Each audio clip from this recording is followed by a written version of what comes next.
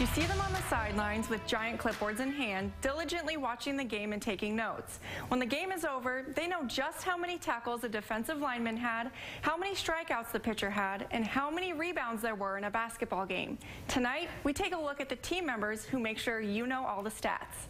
I think it's kind of a forgotten group every once in a while. So much of the things that they do are behind the scenes and don't get the recognition I think that they justifiably deserve with everything that they do. Scott Madalin is talking about stats takers. He coached baseball and knows firsthand just how important they are to the game. You definitely know when you have a good group of them, and you definitely know when you have a group of seniors that are going to be leaving you the next year that puts you in a situation where you're going to have to, maybe train some freshmen or get somebody else acclimated. And if you're prepping for a season, trying to get things organized for a season, and then have to kind of train freshman student managers, that gets to be a lot of extra too. He says coaches and athletic directors know if the students are going to make the cut before they even make it to the field. A lot of it goes back to the classroom and what you see in the classroom and in the hallway.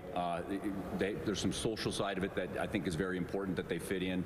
Those, because you're interacting with a lot of people, a lot of different schools, a lot of different teams, coaches, media. And you don't have to have played the game to record what's happening. A lot of times for the football, it's the girls that land in that position, and they pick up on it really, really well and really, really fast. And like I said, the three that we have this year are excellent. It is a different way to be involved in sports. I wanted to do boys basketball because it was something new and I've never done it before. Plus, I'm not involved in more sports-like things since I'm only in golf in the spring. My brother was a senior, and I've always liked football, liked watching him play, so decided to do that.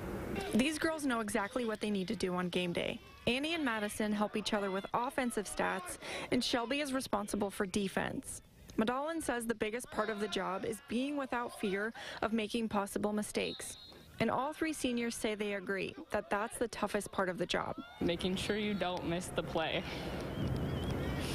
It happens.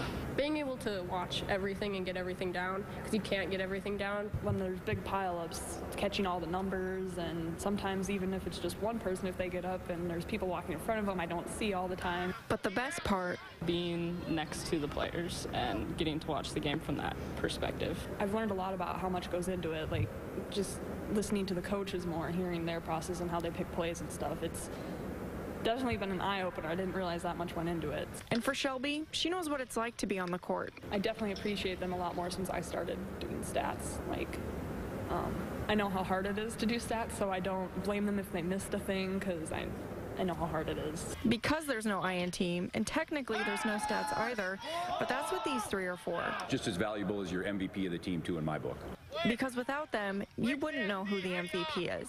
During the end of the season banquets, there's a lot of awards that go to players based on stats, so that wouldn't be made or happen. Without you guys. Yeah. The girls also say it's very nerve-wracking when you very first start, but it gets better after each game.